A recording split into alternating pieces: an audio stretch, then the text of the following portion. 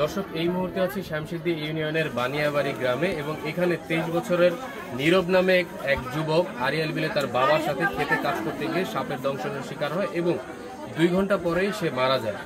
এখন আমরা এখানকার স্থানীয় লোকজনের কাছ থেকে নীরব সম্বন্ধে যে তথ্যটি জানতে পেরেছি যে সাপে কাটার পরে তার সাথে কি হয়েছিল। আজকে সেরকম কিছু উপদেশমূলক কথাই আপনাদেরকে বলবো, যেটা আসলে আমাদের একটু জঘন্য রকমের কিছু কুসংস্কার রয়েছে।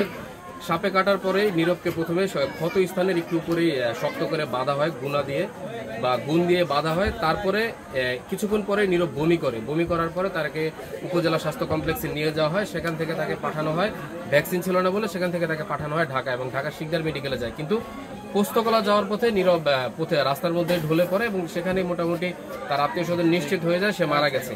এখন আসলে নীরবের সাথে কয়টা ভুল হয়েছে আজকে সেই বিষয়টাই বলবো। আরিয়াল বিলে আমরা প্রায় 10 লক্ষাধিক মানুষ বসবাস করি এবং এখানে প্রতি বছরই আমরা এই খেতে কাজ করতে গিয়ে বিভিন্ন ধরনের বিষধর সাপের কামড়ের শিকার হচ্ছে। এখন আসলে আরিয়াল বিলে কোন ধরনের বিষধর সাপ রয়েছে? আরিয়াল বিলে এমন কোনো বিষধর সাপ নাই যে একটা রোগীকে কামড় দেওয়ার 2 ঘন্টা পরে মারা যাবে।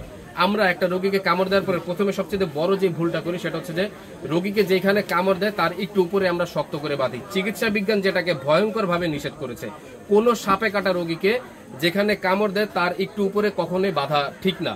যে চিকিৎসা বিজ্ঞান যেটা বলে সেটা হচ্ছে যে সাপে কাটার যে জায়গাটিকে সেই জায়গাটিতে প্রচুর পরিমাণে ঠান্ডা পানি ঢালতে এবং ভ্যাকসিন দেওয়ার আগ পর্যন্ত বা স্বাস্থ্য কমপ্লেক্সে যাওয়ার আগ পর্যন্ত সেই জায়গাটিকে যথাসম্ভব স্থির রাখতে হয়, যাতে কোনোভাবে নড়াচড়া না হয়। কিন্তু সচরাচর কিন্তু সেই পুরানো যুগের সেই ভুলটাই কিন্তু নীরবের সাথে হয়েছে এবং যার কারণে হসপিটাল পর্যন্ত যাওয়ার সময়টুকু সে পায়নি।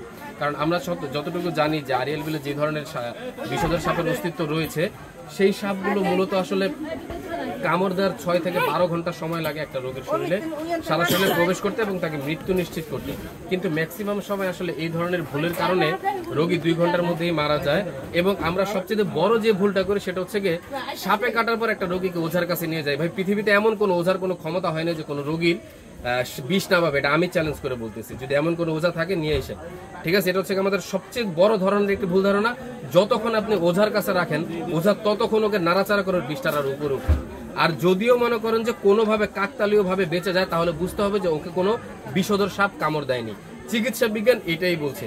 জাস্ট এই কথাগুলো আসলে উপজেলা এই শ্রীনগর আরিয়াল বিলে যারা রয়েছে তাদের উদ্দেশ্যে বলা, এবং শ্রীনগর উপজেলার স্বাস্থ্য কমপ্লেক্সের উদ্দেশ্যে একটা কথাই বলা যে শ্রীনগরের খুব কাছের একটি মানে ঢাকার খুব নিকটতম একটি জেলা হওয়া সত্ত্বেও এবং আমরা ঢাকার খুব সান্নিধ্যে থাকা সত্ত্বেও আমরা প্রয়োজনীয় সাপে কাটার যে ভ্যাকসিনগুলো সেগুলো উপজেলা স্বাস্থ্য কমপ্লেক্সে পাই না, যার কারণে রোগীকে বেশিরভাগ ক্ষেত্রে ঢাকা প্রেরণ করা হয় এবং এই দীর্ঘ জার্নিতে ম্যাক্সিমাম সময় রোগী মারা যায়।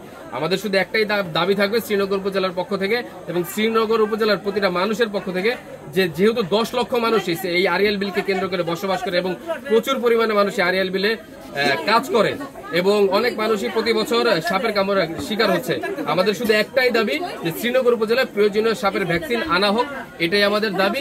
এবং শ্রীনগর উপজেলার প্রতিটা সুশীল সমাজের কাছে আমাদের একটাই দাবি। ধন্যবাদ, সকলে ভালো থাকবেন।